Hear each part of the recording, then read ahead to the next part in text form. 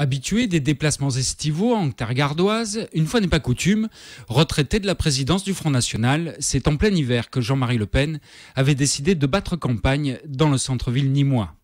Si la direction du parti est revenue à sa fille, le combat, lui, reste le même. Le phénomène d'intercommunalité fait que maintenant, tous les qu'on peut appeler les petits maires de petites communes sont maintenant sous la coupe des grandes villes qui sont évidemment entre les mains des gens de la majorité ou de l'opposition parlementaire. Et par conséquent, ils n'ont plus la liberté de donner leur signature.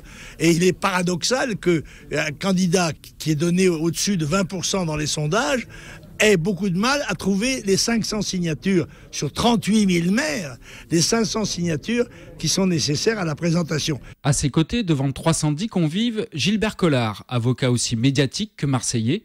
Il a profité de la venue de Jean-Marie Le Pen pour annoncer sa candidature aux législatives sur la deuxième circonscription du Gard, celle de Sommières-Aigues-Mortes. Une candidature seulement soutenue par le Front National, du moins officiellement. Mais moi, je ne suis pas d'extrême droite.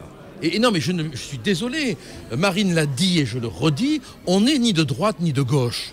Il y a une France qui a une vision nationale, c'est pas une France de salauds, c'est pas une France de racisme, c'est une France qui a envie qu'on respecte son identité, qu'on respecte sa culture.